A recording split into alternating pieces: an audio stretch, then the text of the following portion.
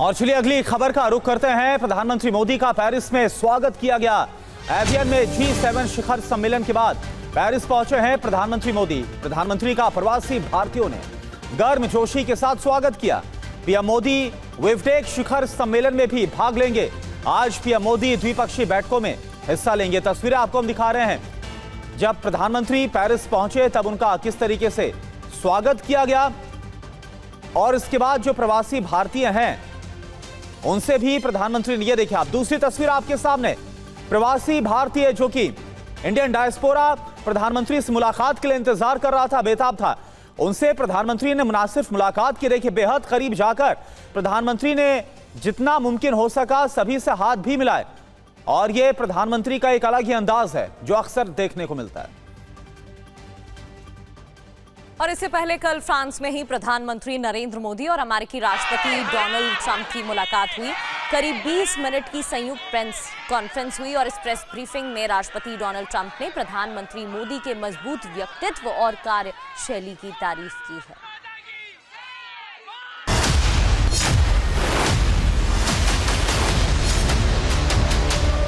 Look at this man. I'll give you a lesson. He's the most beautiful looking man. He looks so nice. He's like an angel. But actually, he's as tough as he's a killer. I don't want to. He's a killer. He's as tough as they come. PM Modi की तारीफ करते Trump नहीं थके, लेकिन ये तारीफ केवल PM Modi नहीं बल्कि पश्चिम एशिया में अस्थिरता के बीच भारत की बेहतर कूटनीतिक रणनीति की ओर इशारा करता है। He looks so good, so he gets you by surprise. But there's few people like this. People say he's such a nice man. I said no, he's very tough.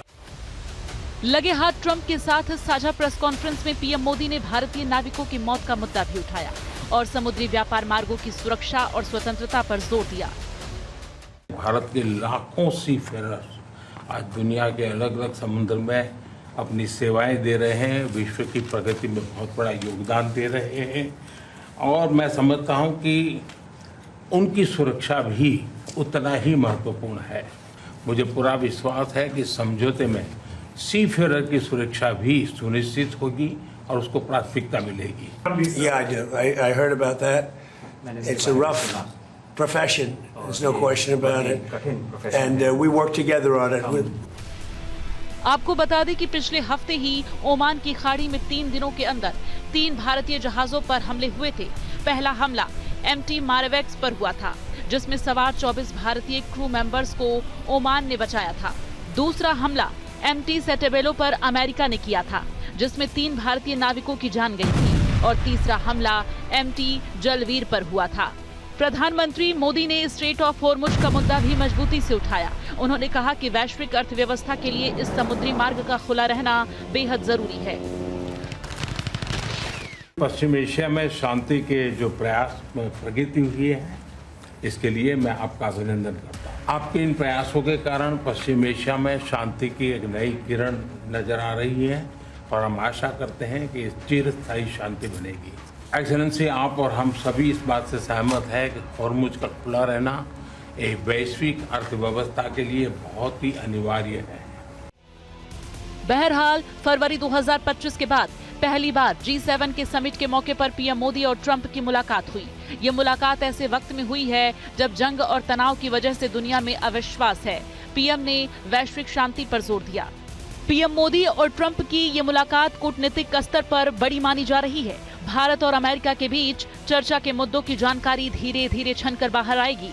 हालांकि ट्रंप की बातों से लग रहा है कि ट्रेड पर बात करीब करीब बनती दिख रही है।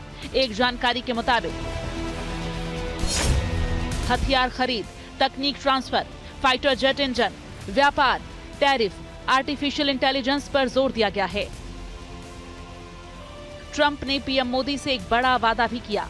कहा कि मोदी के पीएम रहते भारत पर हमला हुआ तो अमेरिका साथ खड़ा रहेगा।